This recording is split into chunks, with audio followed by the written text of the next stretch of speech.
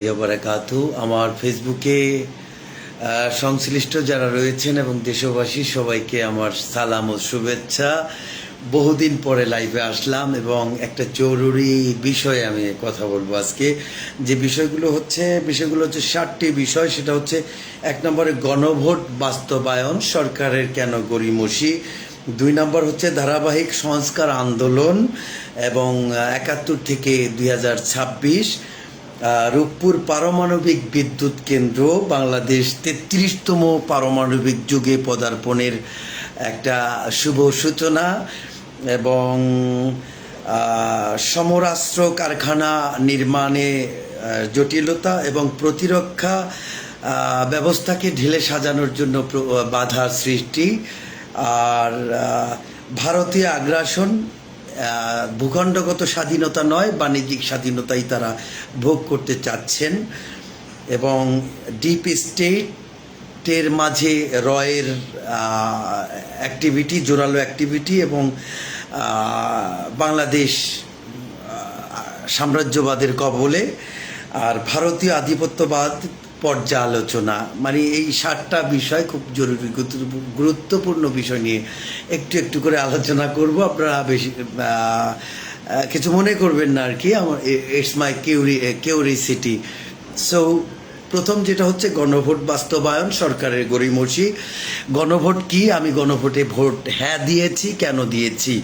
আমি দেখেছি যে গণভোট যে বিষয়টা নিয়ে, সেটা হচ্ছে বাংলাদেশের আমূল সংস্কার এবং এই সংস্কারের জন্য বাংলাদেশ গরিব নয়, বাংলাদেশকে গরিব করে রাখা হয়েছে এবং সেটা সুশাসনের অভাবজনিত কারণে।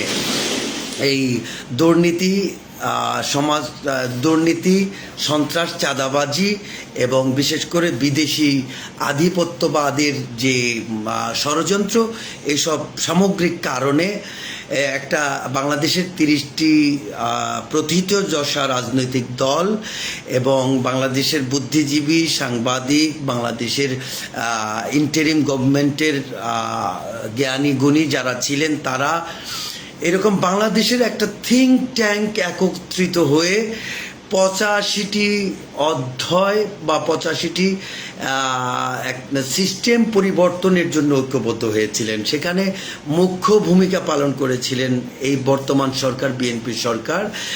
ওই সময় বিএনপি এই সংস্কারের জন্য এবং গণভোটের জন্য তারা একটা প্রস্তাবনা তৈরি করেন এবং সরকার, ইন্টারিম গভর্নমেন্ট সেই মোতাবেক একটি সাংবিধানিক সংস্কার কমিটি তৈরি করেন এবং সেই কমিটি একটা স্বচ্ছ, সুন্দর, ডেমোক্রেটিক্যালি 30টি দল এবং এদেশের বুদ্ধিজীবী, সাংবাদিক সহ যারা রয়েছেন রাজনীতিবিদরা, তারা মিলে এই 85টি অধ্যায় তৈরি করেন, যেটা বাংলাদেশকে তথাকথিত যে প্রক্রিয়া, সেই প্রক্রিয়া থেকে বের করে এনে বাংলাদেশ যে আসলে একটা ধনী রাষ্ট্র, তার যে কোনো প্রবলেম নেই, শুধুমাত্র সুশাসনের অভাবজনিত ব্যাধি ছাড়া, সে ব্যাপারে তারা ঐক্যমত্য হন এবং একটা জুলাই সনদ নামে সনদ করেন এবং এই সনদটাকে এই 18 কোটি জনগণের মাঝে, যারা ভোটার ছিলেন হয়তো 12 বা 13 কোটি সামথিং, এর মধ্যে হয়তো 70-75% বা 80% ভোট কাস্টিং হয়েছে।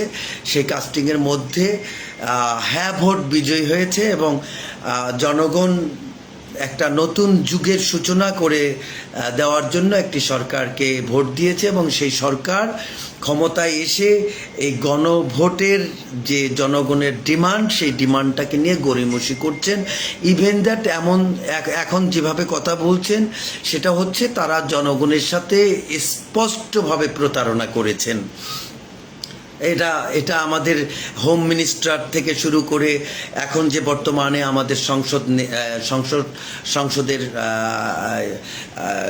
যে মহাপরিচালক রয়েছেন আমাদের, তিনি সহ সবাই এই ব্যাপারে প্রকাশ করেছেন যে তারা শুধুমাত্র জাতীয় নির্বাচনের জন্য এই গণভোটের পক্ষে ছিলেন। তাহলে এই প্রায় দীর্ঘ 9-10 মাস ধরে যে জুলাই সনদটা বাস্তবায়নের জন্য যে জুলাই সনদটা তৈরি করার জন্য যে 9টা মাস 10টা মাস জনগণের সাথে প্রতারণা করলেন, গণভোট দিলেন, গণভোটের প্রায় 5 কোটি জনগণ হ্যার পক্ষে ভোট দিলেন, 2 কোটি সামথিং নার পক্ষে ভোট দিলেন। এইসব সব কিছু নাটক একটা জাতীয় পর্যায় থেকে মিথ্যাচারের মাধ্যমে করেছেন বর্তমানে বিএনপি সরকার। তো আসলে এই গণভোটটা বাস্তবায়ন হলে কি হবে আর না হলে কি হবে এই বিষয়টা একটু আমাদের জানার দরকার। সেটা হচ্ছে, গণভোট বাস্তবায়ন হলে বাংলাদেশের তথাকথিত যে ডিপ স্টেটের যে খবরদারি, অর্থাৎ বাংলাদেশকে দুর্বৃত্তায়িত সমাজ ব্যবস্থায় রেখে দেওয়া, সন্ত্রাস, চাঁদাবাজ, ঘুষ, দুর্নীতি, স্বজনপ্রীতি, টেন্ডারবাজি, তারপরে হচ্ছে নিয়োগ বাণিজ্য সহ সরকারের সম্পদ চুরি, সরকারের সম্পদের অপব্যবহার এবং সরকারি সম্পদের কি বলবো যে অবচয়, এইরকমভাবে পাচার, এরকম যত অব্যবস্থাপনা রয়েছে সব অব্যবস্থাপনাকে দূরে সরিয়ে একটি স্বচ্ছ সুন্দর বাংলাদেশ বিনির্মাণ, প্রশাসন বিনির্মাণই হচ্ছে জুলাই সনদ। দ্যাট মিন্স গণভোটে পাশকৃত যে আমাদের দাবি, গণভোট বাস্তবায়ন, সেটা জুলাই সনদ। তো সব কিছু তো ভালো, তাহলে ভালো হলে সরকার কেন এটাকে গড়িমসি করবেন বাস্তবায়নের জন্য? কেন সেই মহাভারতের আকাশ পাতাল সব কিছু সব একত্রে আইনা একটা জরাজীর্ণ সংবিধানের ভিতরে ঢুকাইয়া তারপরে সে যে কি বলে, সে কি বুঝে বলে না বুঝে বলে, এই ধরনের একটা মানে গণ্ডগোলের মধ্যে তো এই গণভোটটাকে, জনগণের রায়টাকে নিক্ষেপ করা, একটা পচা গলা ডাস্টবিনের মধ্যে নিক্ষেপ করার পায়তারা কেন? যদি গণভোট ভালোই হয়, আর ভালো হবে না কেন? কারণ 30টি দেশের প্রথিতযশা রাজনৈতিক দল এখানে সম্পৃক্ত ছিল, যেখানে আমাদের যুব সমাজ সম্পৃক্ত ছিল, আমাদের সিনিয়র সিটিজেনরা সম্পৃক্ত ছিল, বুদ্ধিজীবীরা সম্পৃক্ত ছিল, এদেশের ইন্টারিম একটা গভর্নমেন্ট সম্পৃক্ত ছিল। তাহলে এটা খারাপ তো হওয়ার কথা না। এখানে টোটালটাই একটা ডেমোক্রেসি অনুসরণ করা হয়েছে, গণতান্ত্রিক প্রক্রিয়া অনুসরণ করা হয়েছে। তাহলে এটা কোনোভাবেই দেশ এবং জাতির জন্য খারাপ নয়, যেটা বিএনপি নিজেই এখানে উদ্যোক্তা হিসাবে কাজ করেছেন। তাহলে এখন কেন এত এত এত আমাদেরকে দেখানো হচ্ছে, এই মক্কা দেখানো হচ্ছে, মদিনা দেখানো হচ্ছে, আমাদেরকে বিলেত দেখানো হচ্ছে? কেন এত? মূল কারণটা হচ্ছে যে যদি জুলাই সনদ বাস্তবায়ন হয় তাহলে তাদের যে এই অনৈতিক ব্যবস্থাপনা সেগুলো ভেঙে পড়বে। এখন বাস্তবায়ন হয়নি বলে এখন কোনো জবাবদিহিতা নাই প্রশাসনে, এখন অবধি আমরা সেই যে সেদিন দেখলাম যে তেলের দাম বৃদ্ধি করার জন্য এবং সরকারের কোষাগারে জমাকৃত যে ফুয়েল ছিল সেই ফুয়েলটাকে খালি করার জন্য, লুটপাট করার জন্য কি ধরনের একটা বিভীষিকাময় পরিস্থিতি তৈরি করা হয়েছিল। এবং সেখানে আমরা যারা সাফারার হয়েছি জাতির জানে সেটা এখন আবার ঠিক হয়ে গেছে। তো কাজী লুটপাট এবং সন্ত্রাস, চাঁদাবাজি সহ ইচ্ছে মাফিক জনগণের প্রতি কোনো ধরনের দায়বদ্ধতা ছাড়া, জবাবদিহিতা ছাড়া এ দেশকে তথাকথিতভাবে পরিচালনা করার জন্যই সরকার এই জুলাই গণ অভ্যুত্থানে জুলাই সনদ, গণভোটে পাশকৃত সনদ সরকার কি করছেন না, পাশ করার জন্য গড়িমসি করছেন। তবে পাশ করতে হবে। জনগণ এটাকে বুঝতে পেরেছে। জনগণ সেই আগের 71 সাল থেকে 75 সাল থেকে 80 থেকে 90 ওই আগের মতো তথ্য প্রযুক্তিহীন সমাজ ব্যবস্থায় নেই। জনগণ এবার ট্যালেন্ট, জনগণ প্রতি সেকেন্ডের সংবাদ তারা প্রতি সেকেন্ডে পাচ্ছে। সো তথ্য প্রযুক্তির যুগে এখন আপনি মক্কা মদিনা দেখালে চলবে না, আপনাদেরকে সঠিক পথে আসতে হবে। তাহলে আমরা বুঝতে পারলাম যে আসলে গণভোট বাস্তবায়ন হলে জাতির মুক্তি আছে, জাতির সমৃদ্ধি আছে, জাতি তার গৌরব ফিরে পাবে, জাতি আত্মনির্ভরশীল জাতি হবে, এশিয়ার মধ্যে একটা শ্রেষ্ঠ আত্মনির্ভরশীল জাতি তৈরি হবে এই গণভোট বাস্তবায়ন হলে। আর না হলে সেই যে আমাদের তথাকথিত ব্যবস্থাপনায় হাজার হাজার কোটি টাকা লোপাট হবে, দেশ থেকে পাচার হবে, এবং একটা শ্রেণী যারা রাষ্ট্রের মৌলিক জায়গায় বসে জনগণের উপরে ছুরি ঘুরাবেন, যা ইচ্ছে তাই করবেন। এই কারণেই ডিপ স্টেটের যারা অনৈতিক সুবিধা গ্রহণ করে দেশে, যারা দেশের মানে দেশকে স্বাবলম্বী করতে দেয় না, তারা এই গণভোটটাকে জনগণের ম্যান্ডেটটাকে তারা ভিন্ন দিকে সরিয়ে দিতে চাচ্ছেন এবং পর্যায়ক্রমে বিভিন্ন ইস্যু তৈরি করছেন এটাকে ভুলিয়ে দেওয়ার জন্য, জনগণের মাথা থেকে সরিয়ে দেওয়ার জন্য। তো পারবেন না, কোনোভাবেই পারবেন না, কারণ প্রায় 5 কোটি জনগণ এটাকে মনে প্রাণে ধারণ করেছে। তারা চায় আমরা, আমাদের বয়স মধ্যবয়সী হয়ে গেছে, অনেকের বয়স শেষ হয়ে গেছে, মারা যাবেন, কিন্তু আমরা স্পষ্টভাবে বলছি, আমরা জনগণ, আমরা যেভাবে চলে গেছি একটা সন্ত্রাস কবলিত একটা অনৈতিক সমাজ ব্যবস্থায়, সেই অনৈতিক ব্যবস্থায় আমাদের সন্তানদেরকে কোনোভাবেই রেখে যেতে চাই না। আমরা চাই একটা সুখী সমৃদ্ধশালী এশিয়ার মধ্যে শ্রেষ্ঠ একটি রাষ্ট্র, ধনী রাষ্ট্র হিসাবে আমাদের সন্তানদেরকে উপহার দিয়ে চলে যেতে। এটাই ফাইনাল কথা। পরবর্তী যে ইস্যুটা নিয়ে কথা বলতে চাচ্ছি সেটা হচ্ছে যে ধারাবাহিক সংস্কার আন্দোলন। বাংলাদেশটাকে যখন স্বাধীন হয় 1971 সালে, তখন থেকেই আমাদের ঘাড়ে আধিপত্যবাদের লেজুর বৃত্তি তৈরি করা হয়েছে পরিকল্পিতভাবে। আমাদেরকে আমাদের স্বকীয়তা, আমাদের স্বাধীনতা, এগুলোকে আমাদেরকে বুঝতে দেওয়া হয়নি। পরিকল্পিতভাবে আমাদের ঘাড়ে চড়া আধিপত্যবাদ, আমি স্পষ্ট করে বলছি, ইন্ডিয়া আমাদেরকে চতুর্দিক থেকে টেনে ধরে রেখেছে। যেদিকে প্রথম দিকে হচ্ছে শিক্ষা খাতে তাদের টেনে ধরে রাখার ইতিহাস রয়েছে, আমাদের শিল্প বাণিজ্যর ক্ষেত্রে ইতিহাস রয়েছে, এমনিভাবে আমাদের এই যে চিনি কলগুলো বন্ধ করে দিল, বিদ্যুৎ উৎপাদনের জন্য যে সেক্টরগুলো, সেগুলো তারা কয়লা রপ্তানি করার জন্য, পাথর রপ্তানি করার জন্য, গাড়ি রপ্তানি করার জন্য, আমাদের কোনো দিকেই তাদের গাড়ি রপ্তানি করার জন্য আমাদের দেশে কোনো গাড়ি উৎপাদনকারী প্রতিষ্ঠান তৈরি করতে দেওয়া হয়নি এ পর্যন্ত। এবং কারা করেছে? তাদের নির্ধারিত এদেশীয় এজেন্ট, রয়ের এজেন্টরা আমাদেরকে সেই আমাদের কাঙ্ক্ষিত লক্ষ্যে একটা স্বাধীন সার্বভৌম রাষ্ট্রের নিজস্ব অর্থনীতি, নিজস্ব সমরনীতি, নিজস্ব শিল্পনীতি, এই কোনো কিছুকেই আমাদের টার্গেট মতো যেতে দেওয়া হয়নি। এই 55 বছর আমাদেরকে পিছনে টেনে রেখেছে। তো ধারাবাহিকভাবে আমরা যখনই যে সরকারই বুঝতে পেরেছে যে ইন্ডিয়া আমাদেরকে আমাদের জায়গা মতো যেতে দিচ্ছে না, আমাদেরকে সুখী সমৃদ্ধশালী আত্মনির্ভরশীল বাংলাদেশ বিনির্মাণ করতে দিচ্ছে না, যে সরকারই বুঝতে পেরেছে এবং তার বিরুদ্ধে দাঁড়িয়েছে, তখনই তাকে মার্ডার করে দেওয়া হয়েছে। এটা বঙ্গবন্ধুর ক্ষেত্রেও যেমন সত্য, তেমনিভাবে জিয়াউর রহমানের ক্ষেত্রেও সত্য, প্রেসিডেন্ট হুসাইন মোহাম্মদ এরশাদের ক্ষেত্রেও সত্য। এরশাদকে মার্ডার করা হয়নি, কিন্তু এরশাদকে চাপে রাখা হয়েছিল। এমনিভাবে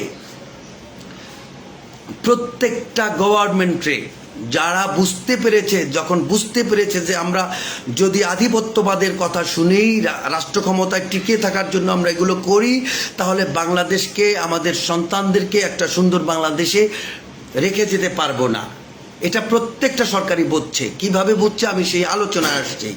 যেমন রূপপুর পারমাণবিক বিদ্যুৎ কেন্দ্র, এটা বাংলাদেশের স্বাধীনতা সার্বভৌমত্বের ক্ষেত্রে যে অগ্রণী ভূমিকা পালন করেছে বাংলাদেশ আওয়ামী লীগ, সেই আওয়ামী লীগের এই 2009 থেকে 2024 পর্যন্ত শাসন আমলে তারা এই রূপপুর পারমাণবিক বিদ্যুৎ কেন্দ্রটা তৈরির জন্য একটা মেগা প্রজেক্ট সৃষ্টি করেছিলেন। অনেকে বলবেন যে না, তারা মেগা দুর্নীতির জন্য করেছেন। আসলে যেটার জন্যই করা হোক, বিশ্বে 200-250-র উপরে রাষ্ট্র রয়েছে, তার মধ্যে 32টি রাষ্ট্র ইতিপূর্বে পারমাণবিক যুগে পদার্পণ করেছে। এর মধ্যে 33তম রাষ্ট্র হচ্ছে বাংলাদেশ। তার মানে হচ্ছে যে বাংলাদেশ আওয়ামী লীগ বাংলাদেশের কি বলবো যে বিদ্যুৎ খাতে পাওয়ার সেক্টরে স্বাবলম্বী হওয়ার জন্য এবং বিশেষ করে যে পারমাণবিক যুগে ঢোকার জন্য এটা করেছে। কিন্তু এটা কিভাবে করলো, ইন্ডিয়া কিভাবে করতে দিল, সে ব্যাপারে আমার একটা অ্যানালাইসিস রয়েছে। সেই অ্যানালাইসিসটা হচ্ছে এই যে আমরা বলি যে ইন্ডিয়াকে আমরা আওয়ামী লীগ করিডোর দিয়েছেন, ট্রানজিট দিয়েছেন ফ্রি, এবং তার বিনিময়ে কিছু নিচ্ছেন না। ইভেন দ্যাট আমাদের প্রাইম মিনিস্টার তৎকালীন সময়ের আওয়ামী লীগের প্রধানমন্ত্রী, ফ্যাসিস্ট প্রধানমন্ত্রী শেখ হাসিনা বলেছিলেন যে ইন্ডিয়াকে আমরা যা দিয়েছি সারা জীবন ইন্ডিয়া বলতে পারবে না, মনে রাখবে। এটার কারণ হচ্ছে যে যখন আওয়ামী লীগ বা শেখ হাসিনা বুঝতে পেরেছেন যে ইন্ডিয়া মূলত বাংলাদেশকে কোনোভাবেই সে স্বাবলম্বী হতে দেবে না এবং কদর রাজ্য করে রাখার জন্য এখানে তার পালিত প্রধানমন্ত্রী, পালিত প্রেসিডেন্ট, পালিত আর্ম ফোর্সেস, পালিত সব কিছু রাখবে এবং বাংলাদেশকে শোষণ করবে বিভিন্ন প্রক্রিয়ায়, এটা যখন বুঝতে পেরেছেন তখন তাদের ওই সারগুলো দিয়ে সে একটা একটা করে গুছাচ্ছিলেন হয়তো বা যে বাংলাদেশে পারমাণবিক যুগে পদার্পণের সিস্টেমটাও তাকে অন্য অন্য কিছু বুঝ দিয়ে, যেমন আমাদের যে পানি হিস্যার ব্যবস্থাপনা সেটার ব্যাপারেও অনেক প্রশ্ন রয়েছে। তো এইগুলো ছাড় দিয়ে হয়তো উনি পারমাণবিক বিদ্যুৎ বা পারমাণবিক যুগের ঢোকার জন্য ইন্ডিয়াকে রাজি করিয়েছিলেন হয়তো। তাছাড়া ইন্ডিয়া রাজি না থাকলে বাংলাদেশে পারমাণবিক যুগে পদার্পণ হওয়ার মতো কোনো ধরনের যুক্তি আমি দেখছি না।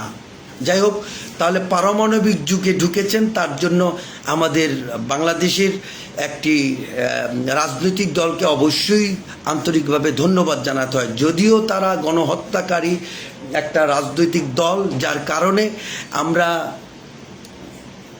একটু পরে আসতে বলো, আমরা এই তাকে ঘৃণা করি এবং তার ন্যায্য বিচার চাই, গণহত্যার বিচার চাই। তারপরেও তার ভালো কিছু গুণ আমাদেরকে বলতে হবে। তার পরবর্তী যেটা, সেটা হচ্ছে সমরাস্ত্র কারখানা ও প্রাতিষ্ঠানিক প্রতিরক্ষার প্রতিবন্ধকতা। হ্যাঁ, আমাদের সমরাস্ত্র কারখানা করতে দিচ্ছে না। আমরা এই যে ইন্টারিম গভর্নমেন্টে আমাদের পৃথিবীর সবচেয়ে যোগ্যতম, সবচেয়ে কি বলবো সম্মানিত লোকটা আমাদের ইন্টারিম গভর্নমেন্টের প্রধান ছিলেন Nobel prize doctor Mohammad Yunus sir. তো ওনার প্রতি সালাম এবং শ্রদ্ধা জ্ঞাপন রাখছি। এবং উনিও চেয়েছেন যে বাংলাদেশে সমরাস্ত্র কারখানা, বিশেষ করে যে ড্রোন সিস্টেমটা, এখন আধুনিক যুগে ড্রোন যুগের যে সূচনা হয়েছে, এই ড্রোন যুগে আমাদের ড্রোন কারখানা তৈরি করার জন্য অনেক চেষ্টা করেছিলেন এবং এগ্রিমেন্টও হয়তো করে গিয়েছেন। ইভেন দ্যাট আমরা টর্পেডোর মতো বিমান কেনার জন্য চুক্তি হয়তো ইউরোপিয়ানদের সাথে করেছি, চায়নার সাথে, রাশিয়ার সাথেও হয়তো আমেরিকার সাথে করেছি। এই যে সমরাস্ত্রগুলো, এই সমরাস্ত্রগুলো যাতে বাংলাদেশ ক্রয় করতে না পারে, বিমান বাহিনীকে স্বয়ংসম্পূর্ণ করতে না পারে, বাংলাদেশের প্রতিরক্ষা ব্যবস্থাটা যাতে স্বয়ংসম্পূর্ণ না হয়, তার জন্য ইন্ডিয়া প্রত্যেকটা পদে পদে তাদের এদেশীয় এজেন্ট এবং তাদের সারা বিশ্বে যে লবিংগুলো রয়েছে সেগুলো নিয়ে ঝাঁপিয়ে পড়েছে। তো আমাদের সেদিন আমাদের যে আমাদের সেনাপ্রধান মহোদয় স্যার বলেছেন যে বাংলাদেশের বিমান প্রতিরক্ষা বা প্রতিরক্ষার জন্য বাংলাদেশের যে আহ্বানটা উনি জানিয়েছেন, আশঙ্কার কথাটা জানিয়েছেন, তো এটাও আমাদেরকে স্মরণ করিয়ে দেয় যে আমরা আসলে আধিপত্যবাদের কবলে আমরা কতটা নিষ্পেষিত হচ্ছি। ক্রমান্বয়ে সংস্কারের দিকে দিকে আজকে 55 বছর হয়ে যাচ্ছে, আমরা এখনো একটি স্বনির্ভর বাংলাদেশ বিনির্মাণ করতে ব্যর্থ হয়েছি।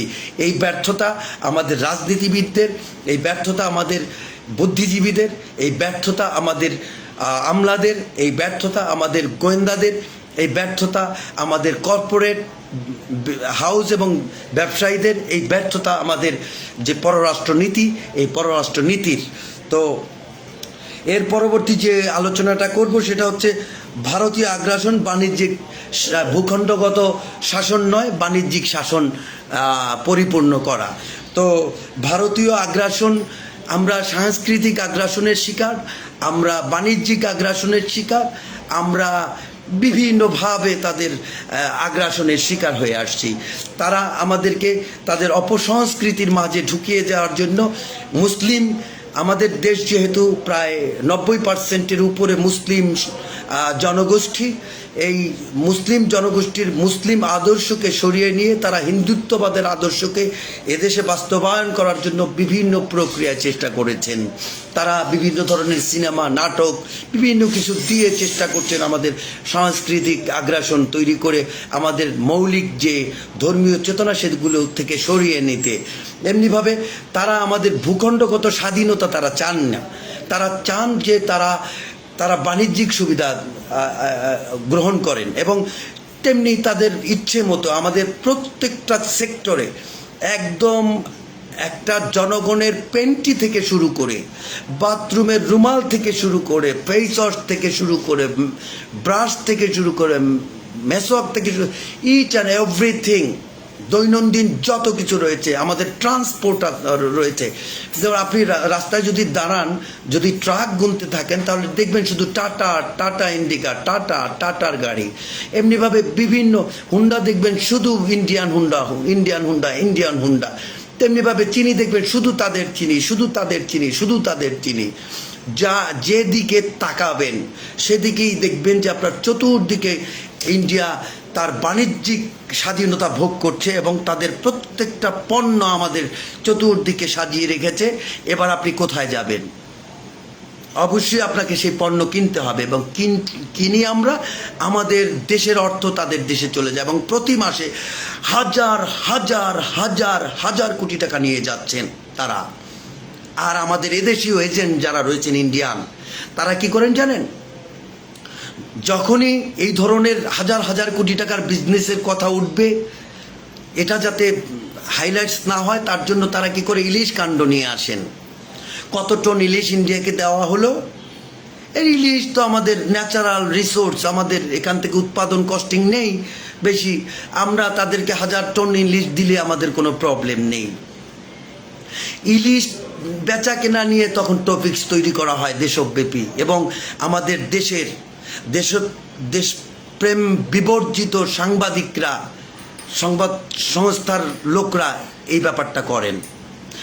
আপনাদের কাছে করজোড়ে অনুরোধ করছি, আপনারা দেশের বিবেক, আপনারা হচ্ছেন আয়না, আপনারা হচ্ছেন একটা বাংলাদেশের গেটওয়ে।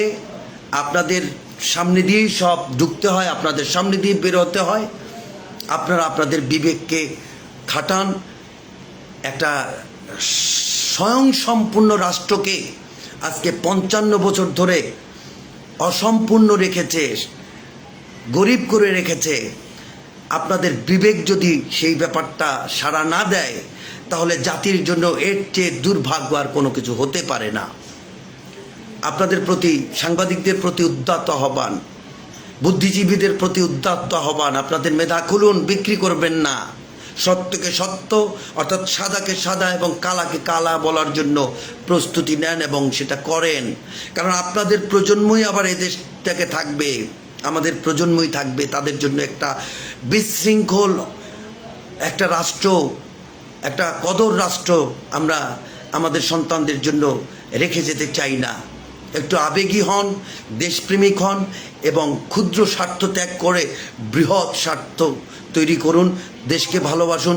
দেশের স্বাধীনতা, দেশের সার্বভৌমত্ব, দেশের অখণ্ডতা, বিদেশি আগ্রাসন, আধিপত্যবাদের শোষণ, এগুলোর বিরুদ্ধে আপনাদের কণ্ঠকে জোরালো করুন, আপনাদের কলমকে শানিত করুন সত্যের পথে। এর পরবর্তী যে কথাগুলো যে এটা আনবো, ডিপ স্টেটে রয়ের অ্যাক্টিভিটি, ডিপ স্টেটে রয়ের activity, it's a important quote of this live talking, যে ডিপ স্টেটে রয়ের যে অ্যাক্টিভিটিগুলো রয়েছে। ডিপ স্টেট কারা? ইতিপূর্বে আমি বহুবার বলেছি, ডিপ স্টেট হচ্ছে একটা দেশের আমলা, একটা দেশের গোয়েন্দা এবং সামরিক সংস্থা, সামরিক বাহিনী। ডিপ স্টেটের অংশ হচ্ছে একটা দেশের কর্পোরেট হাউস এবং ব্যবসায়ীরা।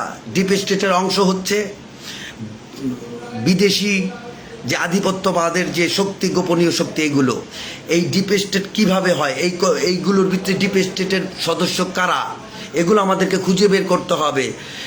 দেখেন, আমলার মধ্যে যারা সংবিধান মেনে এবং স্বচ্ছতার জবাবদিহিতা মেনে চলে, তারা কোনো দিন ডিপ স্টেটের সদস্য নয়। ডিপ স্টেটের আমলাদের মধ্যে সদস্য কারা?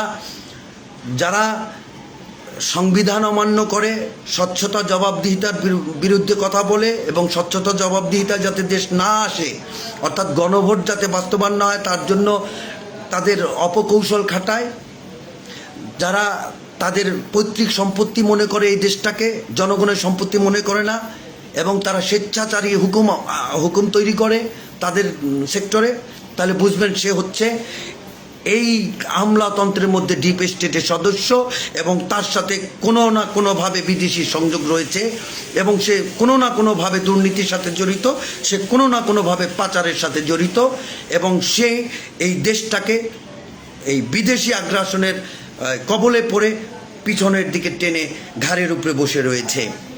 এমনিভাবে দ্বিতীয় যেটা গোয়েন্দা সংস্থা, একটা দেশের প্রতিরক্ষার সবচেয়ে ইম্পর্টেন্ট যে সেক্টরটা রয়েছে সেটা হচ্ছে গোয়েন্দা। কারণ গোয়েন্দা সংস্থা সর্বসময় তারা দেশের স্বাধীনতা, সার্বভৌমত্ব, দেশের অভ্যন্তরীণ নিরাপত্তা, বৈদেশিক নিরাপত্তা সহ সব কিছু তারা অবজারভেশন করেন এবং তথ্য সংগ্রহ করেন। তারা দেশের সদস্য রাখেন, বিদেশেও সদস্য রাখেন। তো বাংলাদেশে কখন কি ঘটতে পারে, কাদের দ্বারা কি ঘটতে পারে, সব কিছু প্রতিরক্ষার অ্যানালাইসিস তাদের হাতে। দেশের মধ্যে কারা কারাপ্টেড না, সব তথ্য তাদের কাছে।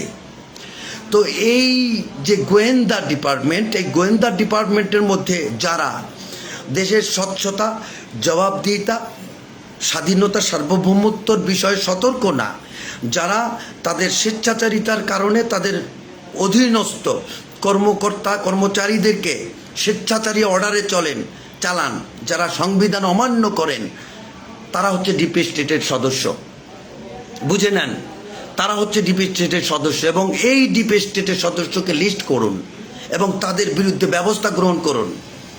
কিসের জন্য? আমাদের প্রজন্মের জন্য, একটি সুখী সমৃদ্ধশালী বাংলাদেশের জন্য। এটা করতে হবে আমাদেরকে। এরপরে আসেন সামরিক বাহিনী।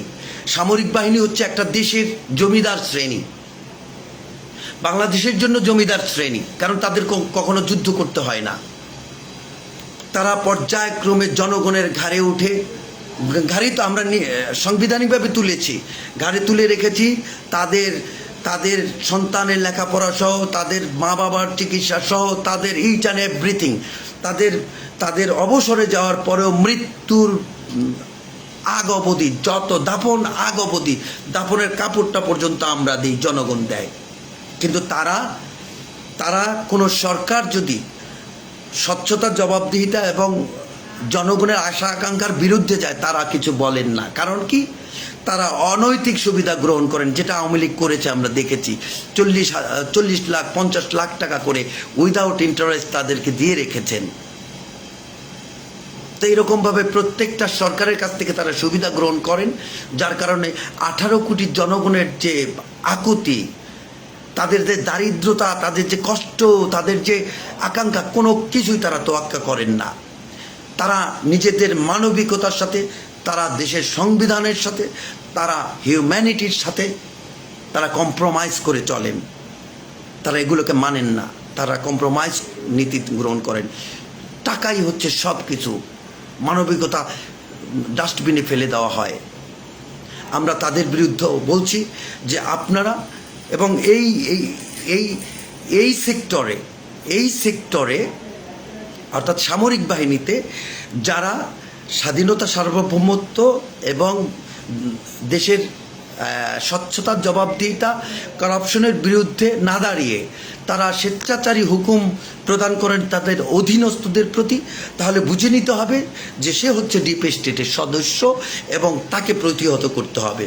এরপরে আসেন সেটা হচ্ছে যে আমাদের কর্পোরেট হাউস এবং ব্যবসায়ীরা, একটা দেশের সরকার পর্যন্ত, বাংলাদেশের সরকার পর্যন্ত এই ব্যবসায়িক সিন্ডিকেট পরিচালনা করে, মানে দুর্ভাগ্য বিষয়। সরকারকে কতভাবে গরিব করে রাখা হবে। আমি এমনও দেখছি যে এত পরিমাণ ক্ষুধার্ত এরা, এত পরিমাণ ক্ষুধার্ত, যখনই সুযোগ পায় তারা মালের দাম বাড়িয়ে দেয়, যখনই সুযোগ পায় স্টক করে দেয়, যখনই সুযোগ পায় হাজার হাজার কোটি টাকা বিদেশে পাচার করে দেয়। দেশের ইকুয়ালিটি, অর্থনৈতিক যে কি বলবো, অর্থনৈতিক যে সমতা, সেই সমতাটা তাদের মধ্যে নেই। তারা প্রত্যেকটা রাজনৈতিক দলকে, বিভিন্ন রাজনৈতিক, যদিও শুনেছি আনফর্চুনেটলি আই এম সরি যে নির্বাচনে বাংলাদেশে এই যে গেল যে নির্বাচন 12 তারিখের, সেই 12 তারিখের নির্বাচন করার জন্য নাকি বিএনপি সরকারকে কত হাজার কোটি টাকা দিয়েছেন বসুন্ধরা গ্রুপ। যদিও আমি এ ব্যাপারে শিওর না, বাট শুনেছি। তো ইতিপূর্বেও এটা রেকর্ড রয়েছে, যে সবাই জানে, এটা ওপেন সিক্রেট, যে ব্যবসায়ীরা বিভিন্ন রাজনৈতিক দলকে হাজার হাজার কোটি টাকা দিয়ে দিয়ে রাখেন, যাতে এই সরকার ক্ষমতায় গেলে তাদের ইচ্ছে মতো বিজনেসটাকে সাজিয়ে নিতে পারেন এবং জনগণের পকেট ফাঁকা করতে পারেন। তাতে তো সরকারের কোনো আসিয়া যাইবে না, কারণ তারা জনবান্ধব কোনো সরকার নাই পর্যন্ত আসেনি, 55 বছরে দেখিনি। যাই হোক, তাই কর্পোরেট হাউসগুলোর মধ্যে যারা সরকারের একদম কেন্দ্রে প্রভাব খাটাচ্ছেন, যারা পাচারের সাথে জড়িত, এরকমভাবে যারা অনৈতিক যে সিন্ডিকেট তৈরি করেছেন, তাদের লিস্ট করা উচিত এবং তারাই হচ্ছেন এই ডিপ স্টেটের সদস্য। তাদেরকে প্রতিহত করতে হবে, জনগণকেই সেটা করতে হবে। এরপরে আসেন ডিপ স্টেটের 4র্থ নাম্বার যে সদস্য, সেটা হচ্ছে বৈদেশিক শক্তি। বৈদেশিক শক্তি বলতে আমরা তো যেটা বুঝি যে আধিপত্যবাদ, যারা এই পৃথিবীতে আধিপত্যবাদী শক্তি হিসাবে আমেরিকা এবং বাংলাদেশের প্রতিবেশী ভারত ছাড়া আর কাউকে দেখি না আধিপত্যবাদের কোনো অ্যাক্টিভিটি করতে। যতগুলো যুদ্ধ আমেরিকা বাঁধিয়েছে সব আধিপত্যবাদীদের সম্প্রসারণবাদের জন্য। ইন্ডিয়া যতবার বাংলাদেশকে শোষণ করেছে বা আশেপাশে ইন্ডিয়ার ভিতরের যে রাষ্ট্রগুলোকে তারা খতম করে দিয়েছে, খেয়ে দিয়েছে, সেগুলো আধিপত্যবাদের উদাহরণ, তাই না?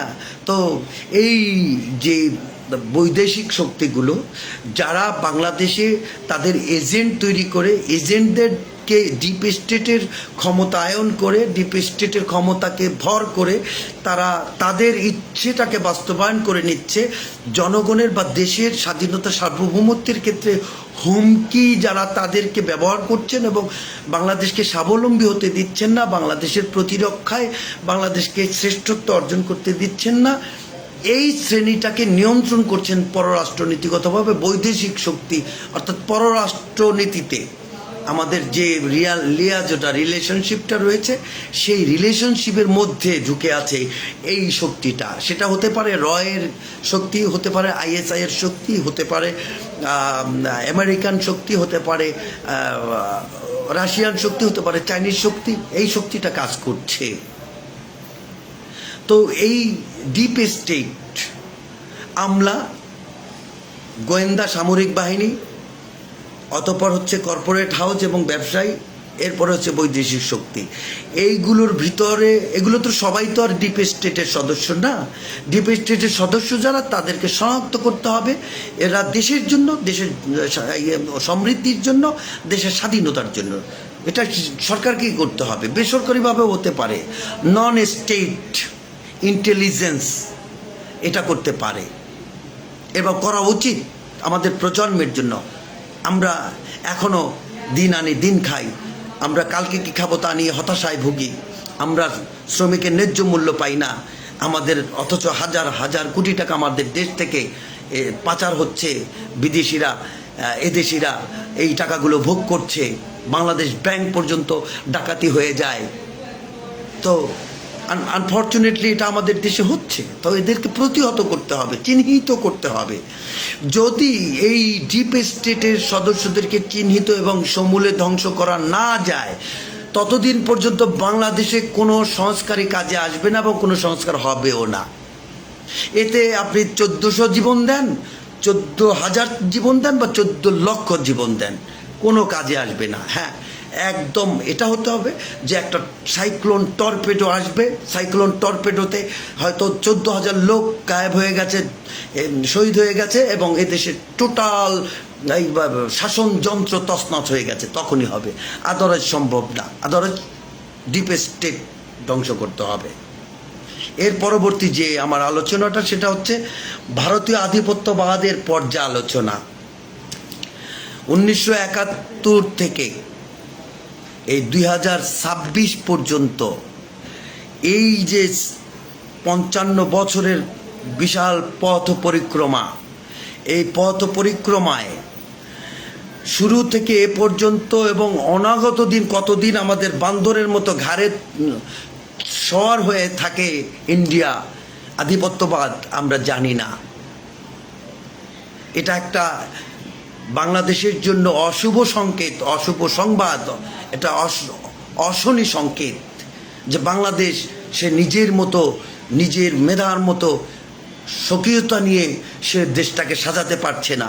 একমাত্র কারণ হচ্ছে সে জোকের মতো আটকে আছে আমাদের ঘাড়ে, আর মাঝে মধ্যে বান্দরের মতো আমাদের মাথা চুলকাচ্ছে আর নিয়ে যাচ্ছে গাড়ির রপ্তানিতে টাকা, সিএনজি রপ্তানিতে টাকা, তেল রপ্তানিতে টাকা, আদা রসুন রপ্তানিতে টাকা, চিনি রপ্তানিতে টাকা, চাউল রপ্তানিতে টাকা, ম্যান পাওয়ার রপ্তানিতে টাকা। এখনও হাজার হাজার বড় বড় কোম্পানিতে টপ লেভেলে হাজার হাজার ইন্ডিয়ান কাজ করছে, অথচ বাংলাদেশে লক্ষ লক্ষ বেকার রাস্তায় ঘুরছে, এখনও পিতার কাছ থেকে হাত খরচ নিয়ে চলতে হয়, বিয়ে করতে পারেনি। একটা শঙ্কা, ভবিষ্যৎ নিয়ে ভাবনা, কঠিন একটা স্বপ্ন, অনিশ্চিত বাংলাদেশের ভবিষ্যৎ, আমরা এটা হতে দিতে পারি না। দেশপ্রেম আমাদেরকে অর্জন করতে হবে, জনগণকে সজাগ করতে হবে, জনগণের চোখ খুলে দিতে হবে কারা এই দেশটাকে নিয়ে খেলা করছেন। আমি বাংলাদেশ বর্তমান সরকার বিএনপি সরকারকে উদ্যত আহ্বান জানাচ্ছি, আমাদের প্রেসিডেন্ট, আমাদের বাংলাদেশের এই 55 বছরের যে সবচেয়ে শ্রেষ্ঠ প্রেসিডেন্ট তিনি হচ্ছেন শহীদ প্রেসিডেন্ট জিয়াউর রহমান। এটা আমার বাবাকে দেখেছি তার জন্য কাঁদতে, তাই তার প্রতি দরদ এবং তার আদর্শ আমি মনে প্রাণে ধারণ করেছি, কিন্তু বর্তমান বিএনপিকে আমি ধারণ করিনি। সেই প্রেসিডেন্টকেও জীবন দিতে হয়েছে যখন ইন্ডিয়ানরা দেখলো যে বাংলাদেশ মিডল ইস্টের সাথে সুসম্পর্ক তৈরি করছেন, ওআইসির একটা ভাইটাল রাষ্ট্র হিসাবে দাঁড় হচ্ছেন এবং ওআইসিকে পুনর্গঠন করছেন আমাদের দেশের প্রেসিডেন্ট, এবং রিজনাল কোঅপারেশন সার্ক তৈরি করলেন, এশিয়ার 6টি রাষ্ট্রকে ঐক্যবদ্ধ করে একটি বলয় তৈরি করতে চাইলেন অর্থনৈতিক সমৃদ্ধির জন্য। ঠিক এমনিভাবে বাংলাদেশটাকে স্বনির্ভর বাংলাদেশ বিনির্মাণের জন্য যখন প্রেসিডেন্ট স্যার অগ্রগামী হলেন, তখনই ইন্ডিয়ান আধিপত্যবাদের মাথা খারাপ হয়ে গেল এবং আমাদের সর্বকালের বাংলাদেশের এই 55 বছরের শ্রেষ্ঠ প্রেসিডেন্টকে হত্যা করা হলো। এসব আধিপত্যবাদীদের ষড়যন্ত্রের ফসল, এবং সেই ষড়যন্ত্রকে মাথায় রেখে আধিপত্যবাদকে বৃদ্ধাঙ্গুলি দেখাতে সাহস তৈরি করুন। যদি সেই সাহস বুকে না আসে তাহলে ক্ষমতা ছেড়ে দিন, যারা সাহস করবেন তারা এই দেশটাকে শাসন করুন। দেশটা কারো বাপের না, দেশটা কারো স্বামীরও না, দেশটা কারোরই না, দেশটা হচ্ছে 18 কোটি জনগণের। The government of the people, by the people, for the people. জনগণই হচ্ছে এই দেশের মালিক। কাজে জনগণের কথার বাহিরে, জনগণের ইচ্ছার বাহিরে কোনো কিছু হতে দেওয়া হবে না, ঘটতে দেওয়া হবে না ইনশাআল্লাহ। এটাই সর্বশেষ কথা। বাংলাদেশ দীর্ঘজীবী হোক, বাংলাদেশ জিন্দাবাদ, ইনকলাব জিন্দাবাদ। আসসালামু আলাইকুম আ রহমতুল্লাহি ওয়া বারাকাতুহু।